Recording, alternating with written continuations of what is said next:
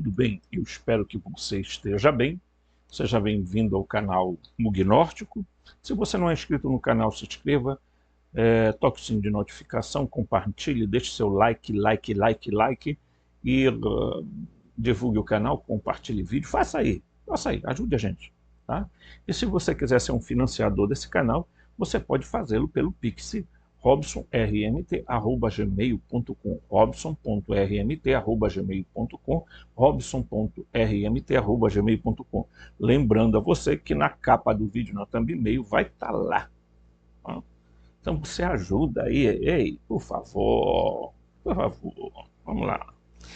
E aí, eu tenho aqui um, eu recebi um comentário aqui no vídeo, muito interessante, porque a pessoa fala que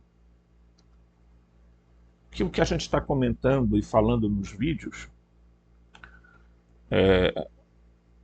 são, ou é algo muito interessante na vida dela, né?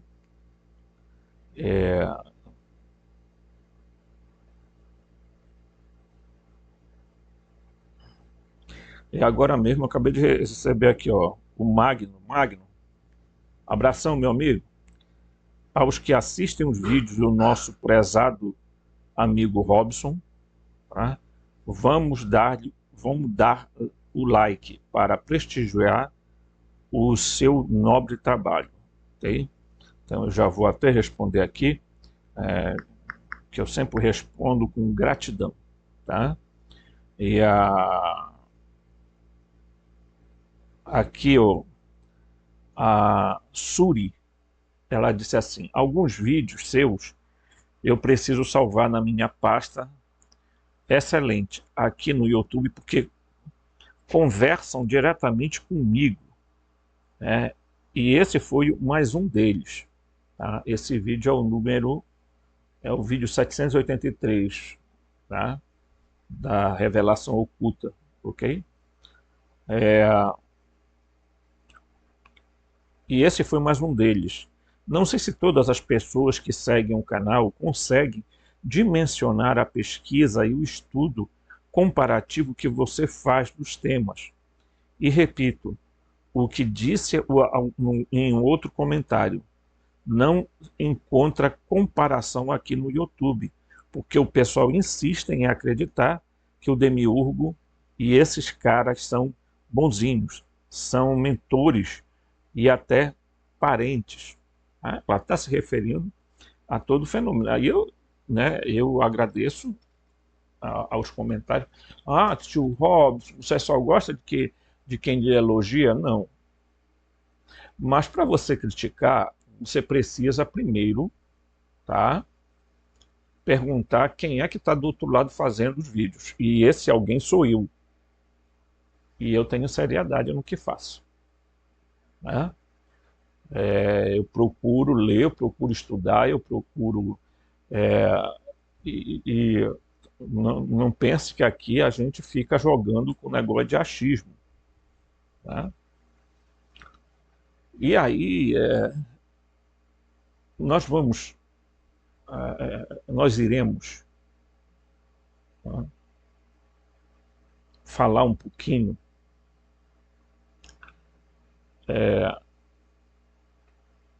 que eu diria assim, a grande descoberta. Porque ao longo da minha vida, eu vim,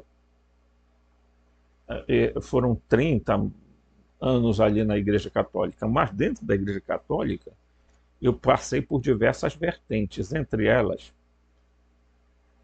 a teologia da libertação, as comunidades eclesiais de base, depois me tornei assessor de pastoral de juventude, depois fui a pessoa que trouxe a renovação carismática católica para a cidade, tá? Fui coroinha, enfim, tá? Então ali eu conheci muita coisa. Quando eu acho que não passei nem um mês numa igreja evangélica, tudo por causa de paixão, né? E aí teve todo aquele processo, aceitar Jesus, etc. E tal. Depois, aí voltei para a Igreja Católica e depois, quando saí de lá, me tornei um bandista. Você vê que o processo é sempre oposto. Os bandistas saem para virar evangélico, para virar qualquer outra coisa. Eu não, eu fui de um canto para o outro. Então todo mundo sempre dizia para mim que eu era um cara que dava giros de 360 graus na vida, e eu sempre fui assim. Eu nunca tive medo de arriscar, né? Mas sempre também mantive as minhas convicções. Não sou eu que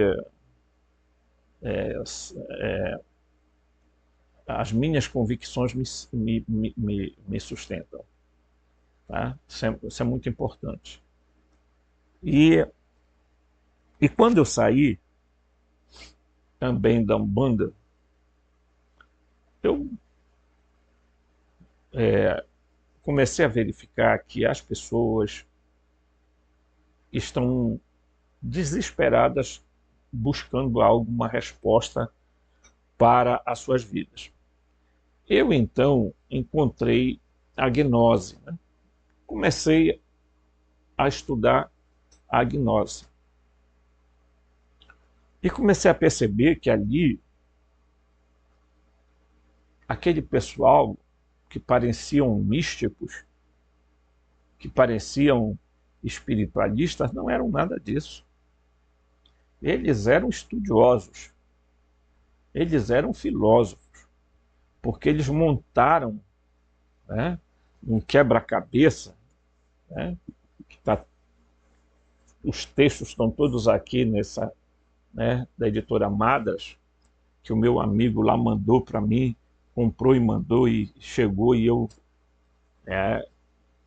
tenho assim, a alegria de poder sempre fazer uso dele. Então, quando a gente descobre a gnose, a gente vai perceber alguma coisa. E eu sempre falo para as pessoas que a gente não pode estudar a gnose com um sentimento esotérico, ocultista, espiritualista, porque não é isso. Eles nunca tiveram a ideia disso. Eles eram cristãos, tá? Eles eram cristãos. É preciso entender o contexto em que surge a gnose, né? Então, eu comecei a perceber que era necessário a gente entender, colocar isso para que as pessoas pudessem ser ajudadas, a ser despertadas. Porque tem um monte, gente, mas um monte de coisa sendo dita no YouTube que beiram o ridículo, tá? E são pessoas que agem de má fé mesmo, ok? Porque você pode estudar um monte de coisa e começar a falar que você foi satanista, que você foi luciferiano, que você foi não sei o quê, e papapá, e conta um monte de história, né? Então, quando eu me intitulei gnóstico, não foi no sentido religioso. Existem igrejas gnósticas, eu não sou, faço parte disso não. Eu sou gnóstico por estudar a gnose enquanto filosofia, enquanto lógica, enquanto razão, tá? Porque nenhuma iluminação vem sem a lógica, sem a razão, sem um logos, sem um nous, tá? Então eu tenho falado muito para as pessoas que quando eu comecei a estudar a gnose, né, eu fui descobrindo que a gnose, na verdade, os gnósticos estavam falando de um fenômeno não humano, Portanto, eles estavam dentro da esfera daquilo que nós chamamos de extraterrestres. Ok? Porque quando eles falam do demiurgo, eles dão as características físicas, não é só características espirituais do demiurgo, porque todo mundo gosta de espiritualizar para enganar os tolos. Né? Eles deram características físicas do demiurgo. Eles disseram que o demiurgo, a primeira expressão que eles usam é dizer que ele era meio que reptiliano, porque ele tinha cara de leão e corpo de serpente. Tá? Depois eles chamam os arcontes como abortivo. Eles chamam também o demiurgo como um ser abortivo, um abortado. E você sabe que um feto, né, certo? Que ainda não atingiu a plenitude da sua característica humana. E aí, gente, é fácil a gente relacionar esse aspecto com aquilo que hoje nós chamamos de Greys, tá? Principalmente aqueles menorzinhos, porque eles são tipicamente, parecem um ser mal desenvolvido no útero. Por isso, os gnósticos tinham essa clareza. E eles não tratavam dos arcontes como se fossem seres bondosos. Não. Eles fizeram uma releitura da própria Bíblia, da própria cosmologia, e começaram a colocar alguns pontos. Tá? Então, tipo, eu não vou explicar o que está escrito aqui no quadro, mas eu quero que a gente preste atenção nisso aqui. Ó. Então, ponha dentro desse círculo as seguintes palavras. Tá? Anunnaki,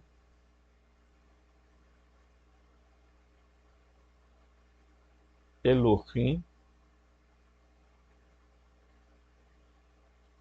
arconte, tá? E você estará falando das mesmas criaturas. Tá? Aí você coloca aqui, nessa outra bolinha, vamos colocar aqui. Você vai botar aqui, tá? Anu, tá? Você vai colocar aqui El, você vai colocar aqui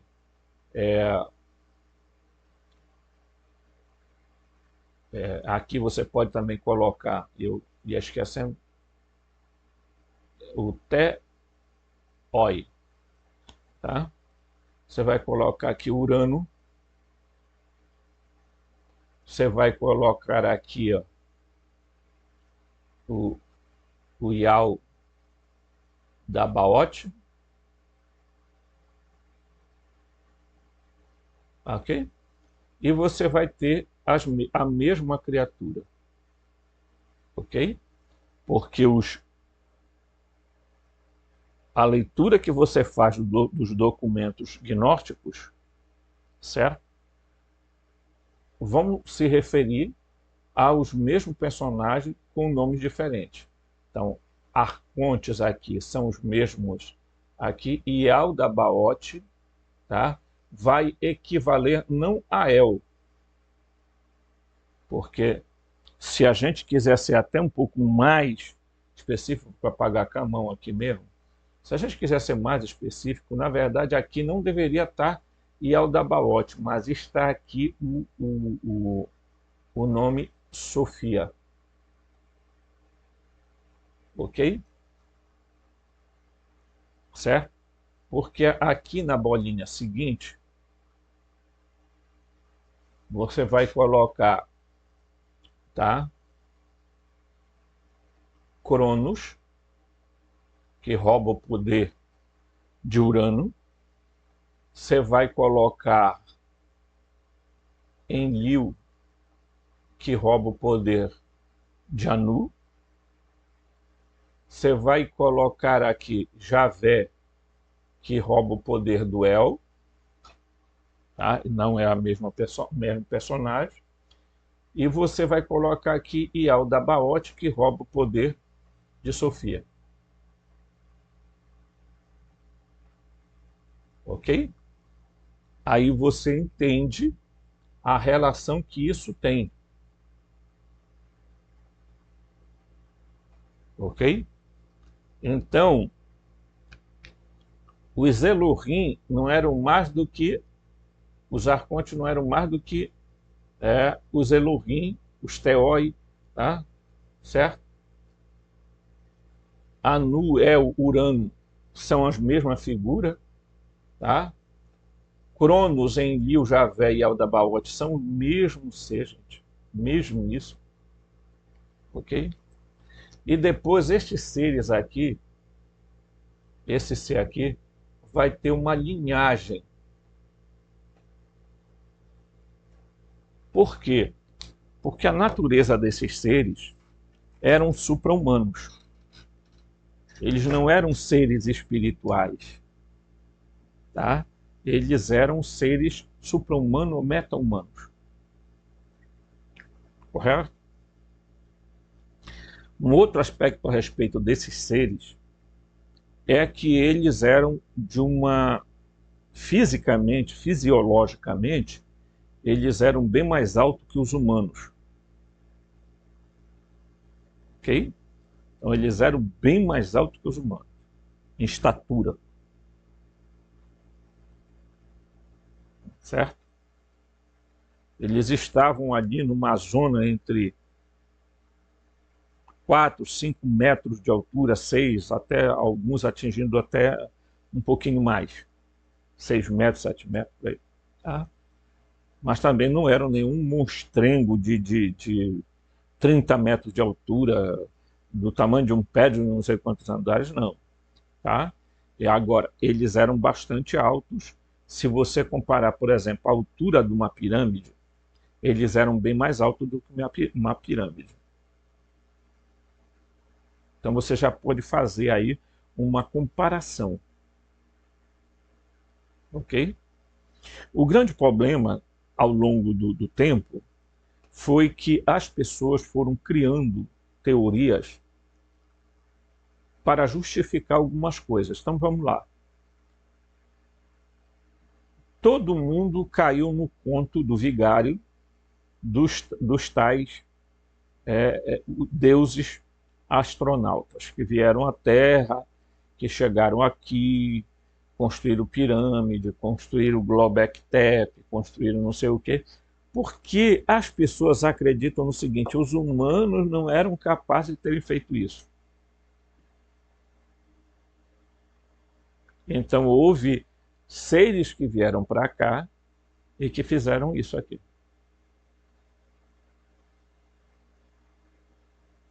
E aí começou a criar a teoria desses deuses astronautas, que até hoje está por aí. Né? Que eles teriam vindo de planeta como Nibiru, outros não sei da onde, Órion, outros da Pleiade, outros não sei da onde. Tal. Então, algumas pessoas começaram a viajar na maionese e aí inventaram tudo quanto foi coisa. Tá? Primeiro pelo mau entendimento da palavra extraterrestre, que agora foi corrigido para não humanos. Agora a pergunta é: o que é um não humano? Porque no sentido fisiológico, se você vê os seres que aparecem por aí, eles têm aspectos fisiológicos de humanos. A diferença é perguntar se eles têm racionalidade, se eles têm, os aspectos orgânicos deles são assim, né? Certo? E aí se criou essa ideia. A grande questão que todo mundo se pergunta é saber, afinal de contas, de onde nós viemos e qual a nossa origem. Porque as pessoas estão indagando o seguinte: Porque o cristianismo, pessoal, e as religiões estão caindo. Elas estão desmoronando. Porque as pessoas já perceberam que é uma zerda e que eles vivem enganando e manipulando as pessoas a seu bel prazer. Tá? Roubando dinheiro de dentro do bolso das pessoas, explorando a fé das pessoas. Tá? Tem coisas assim ridículas que acontecem que a gente fica imaginando aonde está a cabeça de uma população minimamente instruída. Então a grande questão era de onde nós viemos. Né? E os gnósticos deram um lampejo sobre essa pergunta, porque eles começaram a, diríamos assim, a traçar um caminho. Né? A tração, né? Esse aqui é só uma introdução que eu estou dando, tá? Que eu gosto de fazer isso. Mas eles dizem, tá, que existia um lugar chamado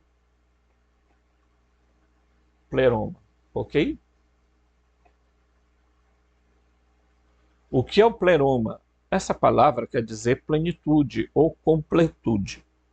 E eles diziam que lá estava, tá, os aeões. Ok? E aí estava lá o Bitos, certo? Que é o pai. Estava a Sígia. Estava lá o Autogêne, certo? E esse mundo aqui era governado por um ser chamado de Uno. Ok? Então, o pleroma é um mundo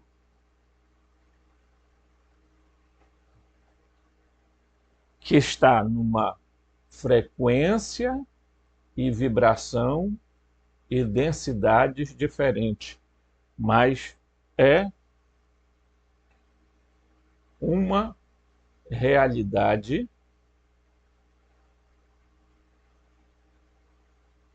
tá, física, material, ok? Você também pode chamar esse lugar de céu. Você pode chamar esse lugar de terras incógnitas.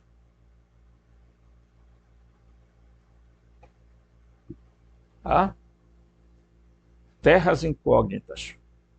Então, esse mundo que os gnósticos descreveram é um mundo real.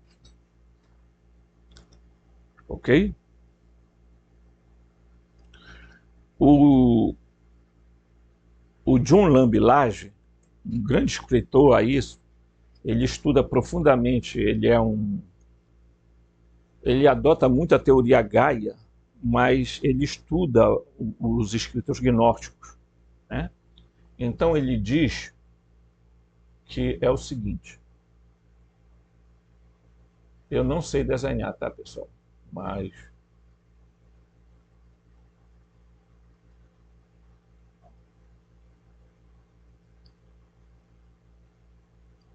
ele diz assim, ó, que há, tá? Nós vamos dividir essa área aqui. Então ele diz que isso aqui é a nossa galáxia, ou Via Láctea. Láctea quer dizer via do leite, certo? Pessoal, tem coisas que são esfregadas na nossa cara e as pessoas não acordam, não meditam. Eu não vou explicar isso aqui porque seria inconveniente as palavras usadas, certo? Mas para bom entendedor, vocês vão perceber por que é chamado.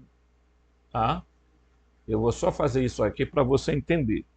Eles esfregam na nossa cara determinadas coisas, eu vou apagar para continuar aqui o nome, porque se você ligar esse nome, tá? Certo? A essa aqui, ó, Via Láctea, você perceberá que Via do Leite tem a ver com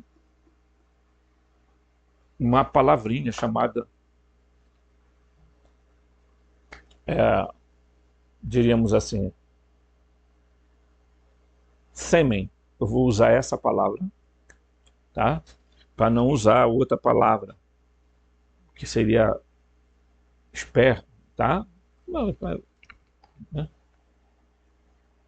Porque se você vê as fotos que a NASA monta da galáxia, você verá que a galáxia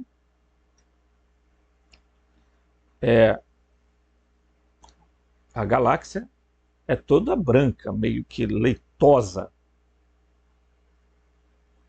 E então o John Lambilage, ele faz o seguinte, ele diz que aqui no centro é o pleroma, tá?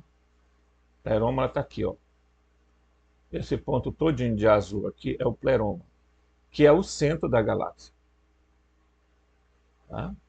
Que tem uma parte mais exterior aqui e que tem uma outra parte aqui. E aí ele vai mostrar que o nosso sistema solar, com a nossa Terra e os outros planetas aqui e tal, estão num dos braços aspirais da galáxia. E que tudo aconteceu a partir daqui, quando a Sofia se afastou daqui e impactou aqui aquilo que é chamado de caos, terron, né? Kenoma, tá? Então, quando atingiu aqui, ela criou em si os primeiros elementos da matéria, os primeiros tijolos da matéria, tá? Então, só que nós sabemos que hoje, no centro da galáxia, inclusive, há uma teoria chamada Teorema de Kolob, em que um escritor mormon, né, da igreja mormon, ou da Igreja dos Santos dos Últimos Dias, ele diz que exatamente, baseado num livro chamado Livro de Abraão, de que no centro da galáxia existe uma estrela. E ele diz exatamente que lá é que fica a morada do Deus, do nosso Deus. Né? Porque lá tem uma estrela chamada Kolob. No entanto, os cientistas descobrem hoje que ali no centro da galáxia existe, na verdade, um buraco negro, né? Que suga energia e poeira cósmica toda, segundo essa cosmologia, tá, pessoal? Estou falando cosmologicamente nessa linha, mas eu não acredito particularmente nisso, tá? Eu tenho uma concepção muito mais de que a coisa está muito mais aqui do que supostamente estão querendo nos inflamar a achar que existe. Primeiro porque ainda não é essa forma de montar a galáxia é tipicamente de Photoshop, porque como é que você vai tirar foto de uma galáxia? Né? Dado as proporções e o tamanho dela. Tá? Mas como elemento de ilustração, essa teoria a teorema do Kolob diz exatamente que o centro da galáxia, tá, é o centro celestial e que a outra parte é terrestrial e a outra é telestial. ok? E que a Terra está exatamente numa zona chamada telestial.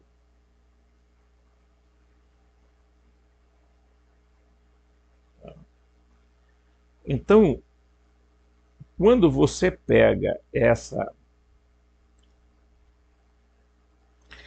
concepção, né,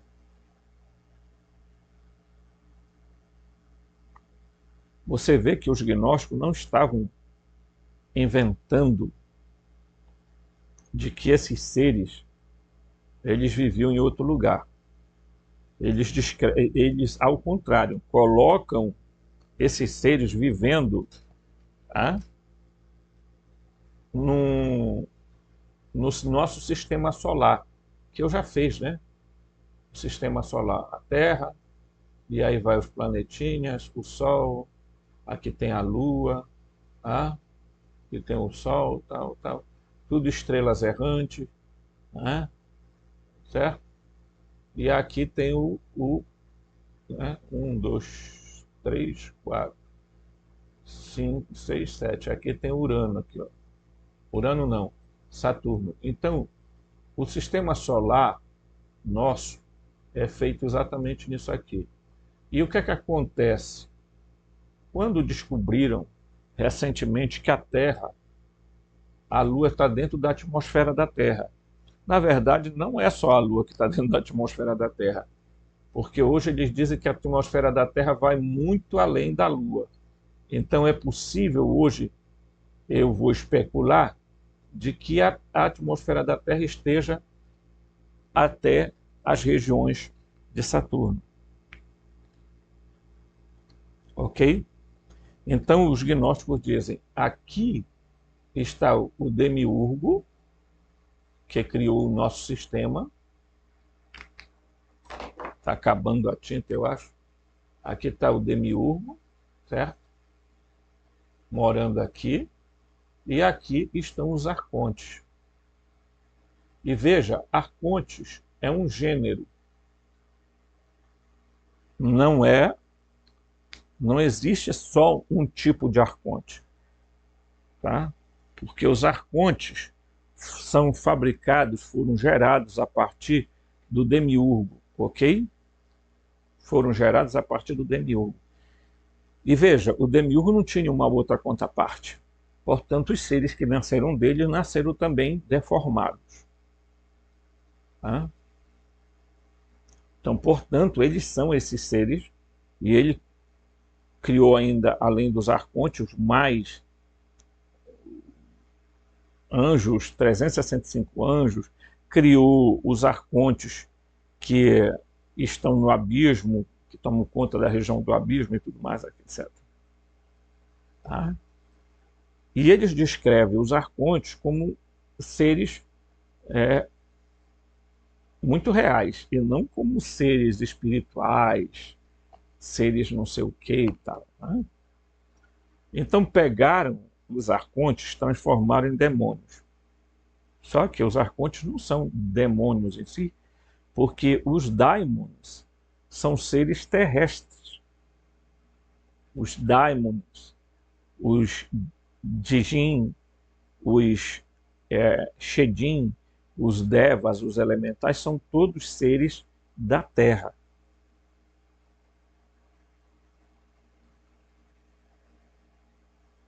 Ok? Aonde eu quero chegar? Tá?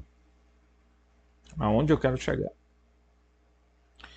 Porque você precisa entender que a gnose é uma chave filosófica para se entender as coisas, e não uma chave espiritual.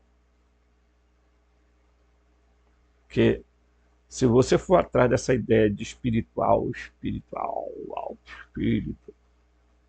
né? Astral, mundo astral, até inventaram tudo quanto é nome para um bocado de porcaria que ninguém sabe precisamente o que é essas coisas, entendeu? Aí tem gente aí, o mundo astral. Então, sendo bem concreto, o pleroma é um mundo real, físico, material. Diferença: é que ele está numa densidade, numa frequência diferente da nossa.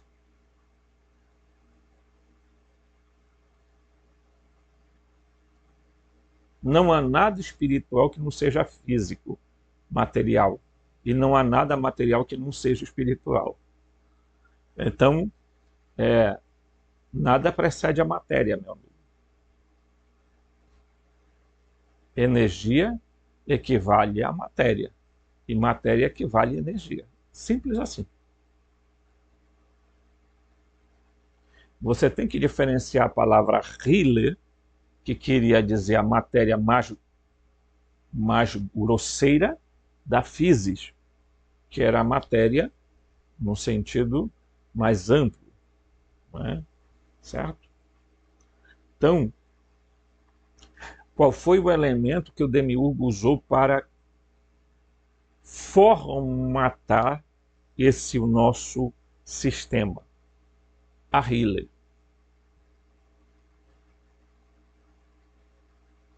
A Rile. Tá? Então, à medida que ele cria um sistema que nós podemos chamar de sistema solar, que é a habitação deles, eles decidem que eles precisam criar um ser semelhante ao que tinha no Pleroma. Então, o que é que eles fazem? Tá? Preste bem atenção nisso. Então, eu vou pegar aqui, ó.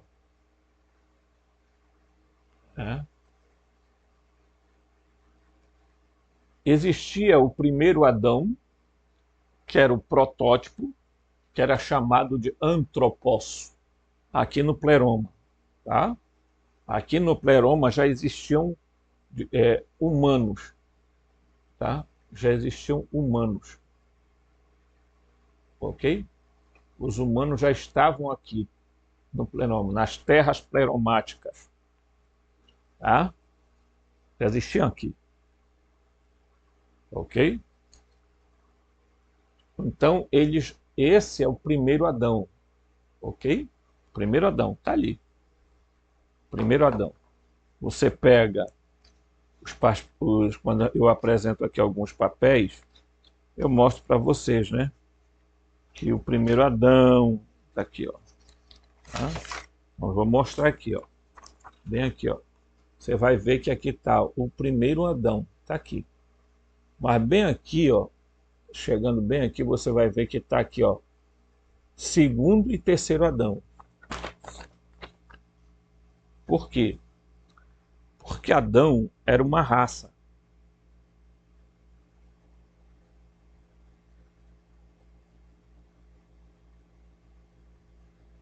Numa outra linguagem, os adâmicos eram extraterrestres, se você quiser usar esse termo. Mas eles eram humanos, eles eram antropos. Ok? Preste atenção nisso, que é importante. Então, quando o Demiurgo resolve criar o segundo Adão, ele vai pregar algo que já existia aqui na Terra, esse aqui, ó. Por isso eu botei ele para cá, ó. Porque aqui os terráqueos, tá?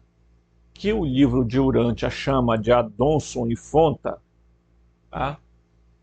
Adon, não é Adonson, é Adon e Fonta, certo?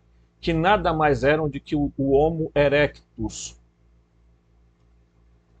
que são a raiz, tá? Primordial daquilo que vai ser chamado terráqueos. Os terráqueos, tá? Já existiam aqui na Terra. Eram seres que fisiologicamente não pareciam conosco no sentido assim como somos hoje.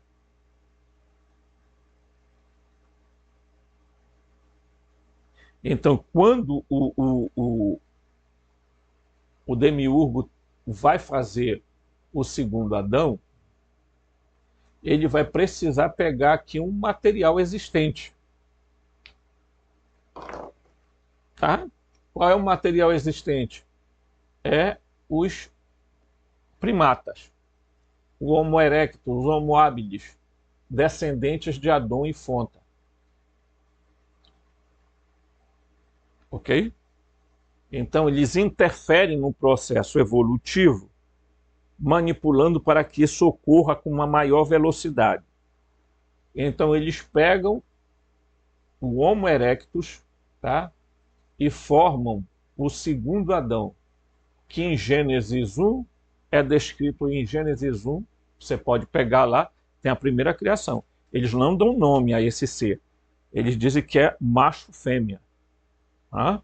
Então, possivelmente, esse primeiro Adão teria sido um andrógeno, isto é, ele era macho e fêmea ao mesmo tempo. Ok? Isso até rabinos falam isso. Tá? Só que eles usam outro nome para andrógeno. Né?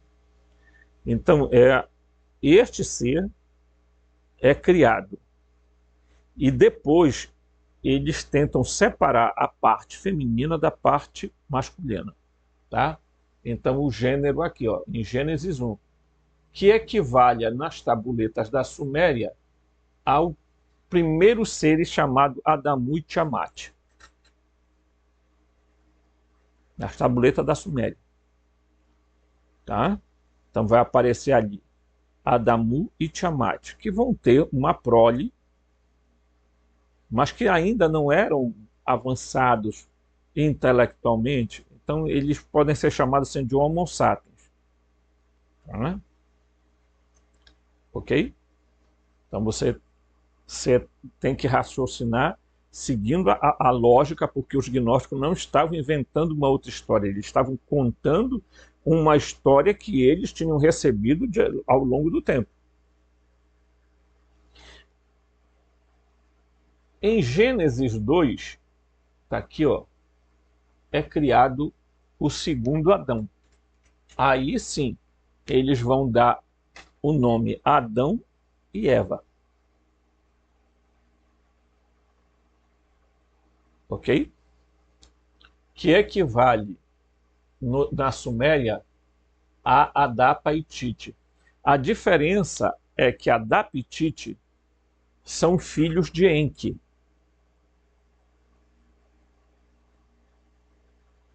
Do deus Enki, do deus Ea. Né? E esse ser, ele parece assim, meio mulherengo. Então, ele tem essa geração aí, que o Gênesis 2 vai descrever, o Enki vai passear de barco com um assessor dele lá e encontra duas mulheres muito bonitas que eram descendentes de Adamu e Tiamat. Tá? E lá ele tem relação com as duas. Presta atenção que é um meio taradão, né? Aquela coisa meio... E uma tem um garoto que ele vai chamar de Adapa a outra vai ter uma menina que ele vai chamar de Tite. E ele vai levar eles dois para ser criado dentro da casa dele, mas sem dizer para os outros, principalmente para o Enlil, que ele engravidou e que era filho dele.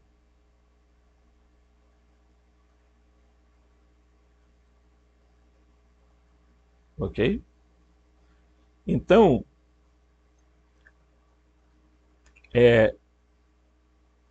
você pegando esse contexto aqui, você verá que os humanos, aí tem uma coisa importante, eu sempre digo isso, pessoal.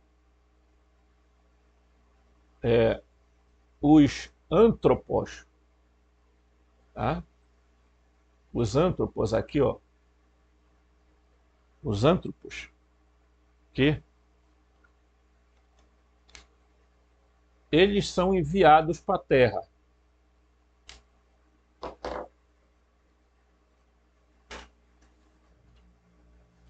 Certo? Eles são enviados para a Terra. Por que eles são enviados para a Terra? Porque o Demiurgo estava criando seres e não estava dando certo. Assim como os Anunnaki também fizeram. Eles fizeram um monte de aberrações. Nós vamos falar sobre isso. Tá? Fizeram um monte de aberrações, aberrações mesmo. Tá? Então, eu quero dizer para vocês que é crucial a gente entender isso. Os terráqueos são diferentes dos adapitas, ou adamitas, como você quer chamar. Tá? Então você vai ver que existe uma prole de Adamu e Tiamat, outra prole que vai nascer de Adapa e Tite. Tá? Já existia uma evolução dos terráqueos primatas, e para acrescentar isso aí, os antropos, o Adão Cadmo, ou como muitos chamam, Adão espiritual, o Adão, primeiro Adão, o Adão cósmico, esses seres que não são só um, esses seres que eles têm corpo físico, assim como o Bitos tem corpo físico, a Cisja tem corpo físico, também chamada de Barbelu, tem corpo físico, né? E aí, meus amigos, o filho tem corpo físico e assim por diante. Tá? Tem um negócio voando aqui, gente. Eu tô batendo aqui. Então, por algum motivo, esses seres são enviados para a Terra para tentar, tá, levar à perfeição as criaturas geradas aqui. Tá? Porque em ambos os casos, tanto o segundo Adão como o terceiro Adão, eles estão originados desse ser aqui, e não desse ser aqui que está no pleroma. Então o que acontece? Um grupo de antropos, de humanos, tá? Desce, tá? Sai das terras pleromáticas, certo? Sai das terras pleromáticas e vem em direção a... Desculpa, pessoal, mas é um negócio de um bicho voando aqui que está horrível. Acho que é os arcontes que estão bravos. Entendeu? Então, eles são enviados para a Terra,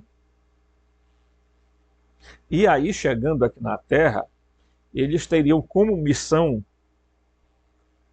ajudar esses humanos aqui, esses terráqueos, a evoluírem. Por quê? Só que esses Adão que chegaram aqui, esses antropos, tá? Eles eram, fisicamente, eles eram muito parecidos com os humanos, só com uma diferença. Eles não eram de pequena estatura. Tá? E outra coisa é que eles tinham algumas características no corpo que era uma espécie de brilho, de radiação, de alguma coisa nesse nível. Então eles chegaram aqui e tentaram consertar, em parte, o que os Arconte, Anunnaki, Elohim haviam feito. Tá? Lembrem do que eu expliquei nas bolinhas, logo lá no início. Então, isso aqui, pessoal, é por isso que vai haver uma mistura, porque vejam bem, uma coisa é Adamu e Tiamat, porque o Adamu e a Tiamat surgiram do gene, pegaram o espermatozoide de um primata e colocaram dentro de uma mulher, de uma fêmea Anunnaki, tá? Certo? Ou dentro de uma fêmea arcôntica, ou dentro de uma fêmea Elohim, porque Elohim não é só masculino, não. Elohim também é feminino, tá? Inclusive, a palavra Elohá não quer dizer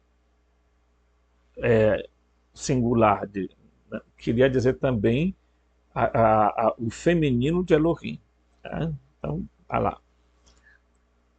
E aí, vejam, o Adamu surgiu dessa relação. O Adap e a Tite já são outro processo, porque além do sangue de Adamu,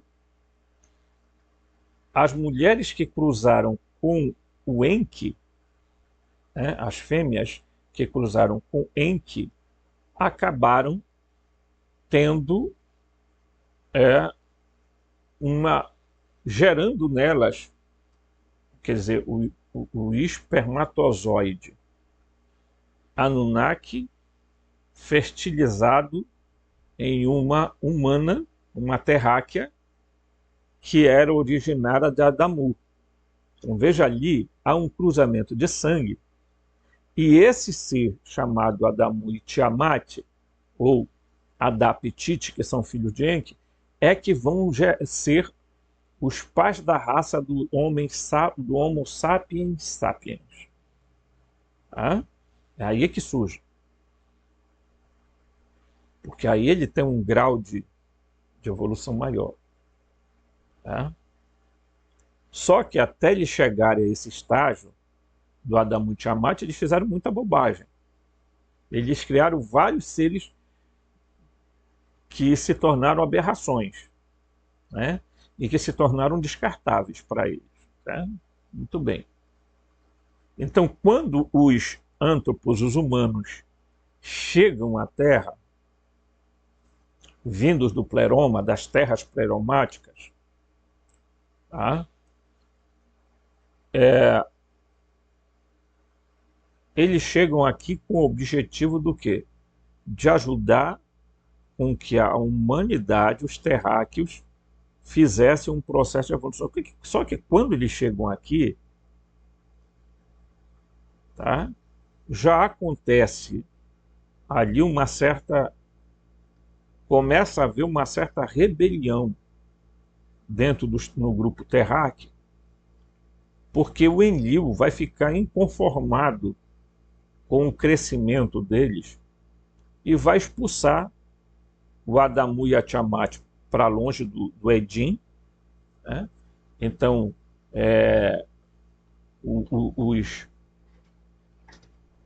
os humanos, os antropos que chegam à Terra, vão tentar ajudar a humanidade nesse processo evolutivo.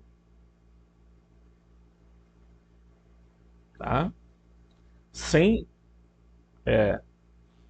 Geneticamente, eles vão tentar fazer essa influência tentando se relacionar, fazer um processo de cruzamento para criar uma espécie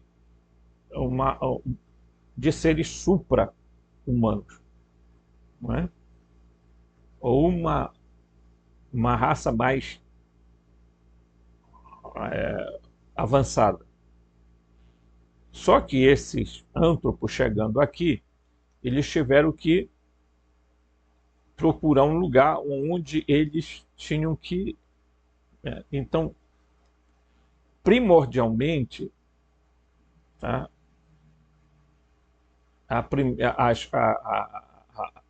Os seres foram passando por modificações genéticas sucessivas por causa que surgiram seres gigantescos, né, que eu já falei, Inclusive, esses seres gigantescos são eles que vão construir as pirâmides. Tá? É por isso que as pirâmides são construídas bem direitinho, bem colocadas, né, de forma tão juntinha, as coisas que não passam um fio de cabelo, porque eles faziam isso com a maior naturalidade. Eles pegavam as pedras e faziam. Não tem nada aqui de intervenção de tecnologia. Aqui tem um trabalho duro que foi feito por eles, que mais tarde vão ter que ser destruído pelo Enlil, pelo Javé, pelo Yaldabaoth, porque começou a ter uma preocupação com a presença deles. Tá? E junto com eles é eliminado alguns animais que se tornaram um perigo para os humanos. Ok? Mas aí eu quero terminar esse vídeo mostrando aqui para você uma coisa. Tá? Mostrar aqui para você um negócio aqui. Ó. Só que pelo jeito já caíram, saiu todinho as fotos que eu ia mostrar a vocês. Saiu, gente. Mas eu vou mostrar no próximo vídeo, que a gente vem aí e vai falar sobre isso, e eu vou mostrar para vocês, tá? É porque aqui é uma loucura. Aqui. Eu deixo tudo organizado e dá um bug. Tá? Então, toda a nossa compreensão sobre os gnósticos, e o que os gnósticos fazem, pessoal, é nos trazer uma interpretação das histórias sumérias e bíblicas, porque eles tinham conhecimento tanto das versões sumério, acadianas, egípcias, babilônicas e etc, etc, etc, até chegar neles. Eles sabiam que eles precisavam alertar a humanidade para o perigo desses seres, que alguns tratam os Anunnaki como se fossem os caras mais maravilhosos do mundo, que vêm aqui, são os deuses que estão programados para chegar de volta, e as pessoas não imaginam que a coisa não é desse jeito. Por isso eles foram chamados de arcontes pelos gnósticos, tá? Que quer dizer governantes. Tá? Então, nessa introdução, eu estou tentando mostrar para você que existe uma linha lógica, porque tem gente que fica inventando coisa do tipo, os arcontes são um ser, os Elohim são outros, e os Anunnaki são outros. Não são. Assim como Javé, Yaldabaoth, Enlil, tá? Cronos são a mesma pessoa. São o mesmo Satã e o mesmo Lúcifer. Tá? Então, prestemos atenção de que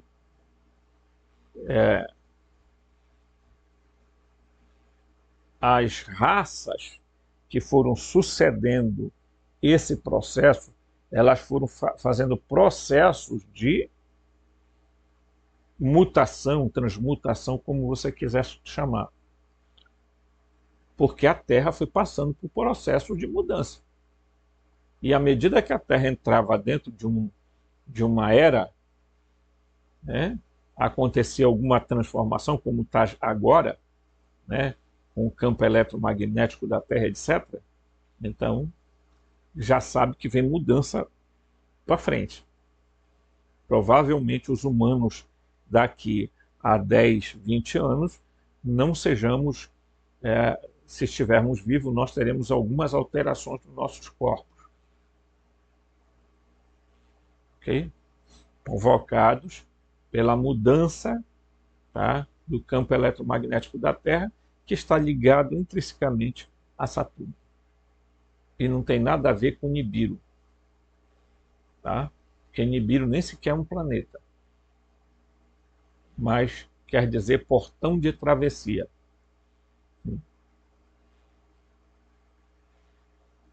O Nibiru é um portal e não um planeta.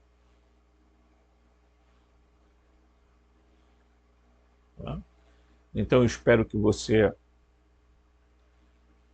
tenha entendido, espero que você possa refletir, tirar suas conclusões, formar sua teoria, sua especulação, porque é importante que a gente não deixe o nosso cérebro morrer enganado pelo sistema. Forte abraço e até o próximo vídeo.